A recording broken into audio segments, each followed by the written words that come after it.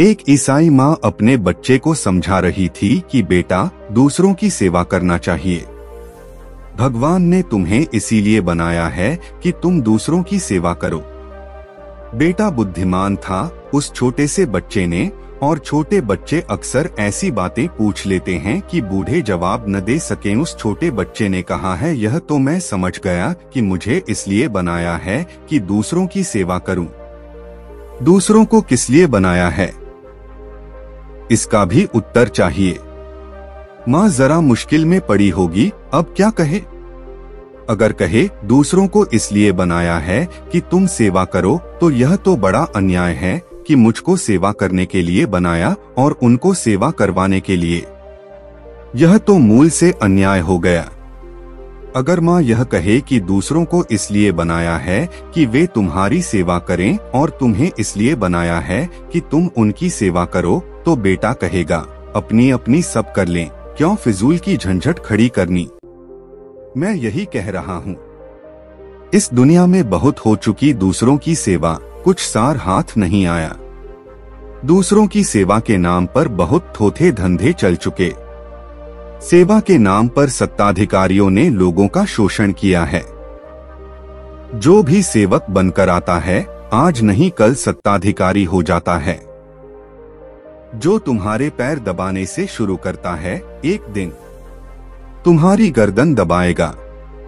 जब तुम्हारे पैर दबाए तभी चेत जाना, अन्यथा पीछे बहुत देर हो जाती है। फिर चेतने से कुछ सार नहीं। क्यों करेगा कोई सेवा तुम्हारी? और सेवा करेगा तो बदला मांगेगा, पुरस्कार चाहेगा। मेरी दीक्षा यही है, तुम्हें अपने आनंद से जियो।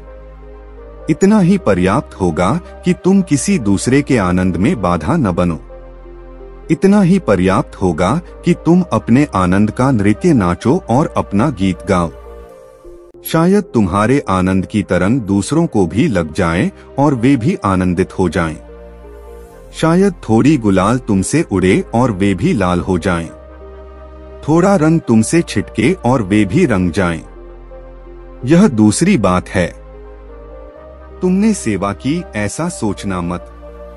कोयल गाती है, तुम क्या सोचते हो कवियों की सेवा कर रही है कि लिखो कविताएं, देखो मैं गा रही हूँ। जागो कवियों, उठाओ अपनी कलमें, लिखो कविताएं। मैं आ गई सेवा करने को फिर। कि पपीहा पुकारता है कि संतो जागो, कि देखो मैं पिए को पुकार रहा हूँ, तुम भी पुकारो।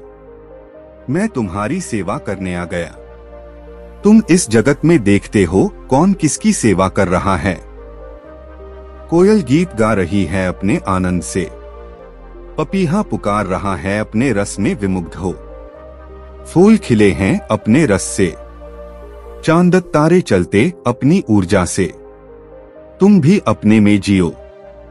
मैं तुम्हें सेवक नहीं बनाना चाहता। मेरे पास लोग आ जाते हैं, वे कहते हैं, आप अपने सन्यासियों को क्यों नहीं कहते कि जनता की सेवा करें? क्यों करें? क्यों किसी की कोई सेवा करे? और कितने दिन से सेवा चल रही है, हजारों साल हो गए, लाभ क्या है? मैं नहीं सिखाता सेवा करना, और इसका यह अर्थ नहीं है कि तुमसे सेवा नहीं होगी। ख्याल समझ लेना, भेद समझ लेना। सेवा तुमसे तभी होगी जब तुम करोगे नहीं। जब तुम अपने आनंद में मग्न हो जाओगे। जब तुम जागोगे और तुम्हारा दिया जलेगा, तब तुमसे सेवा होगी। तुम्हारे बिना किए होगी। तुम्हारी चेष्टा से मुक्त होगी। तुम्हारा प्रयास नहीं होगा। तुम्हारे भीतर से परमात्मा बहेगा और कुछ घटनाएं घटेंगी, लेकिन तुम उनके कर्ता नहीं रहोगे, साक्षी मात्र। ओशो।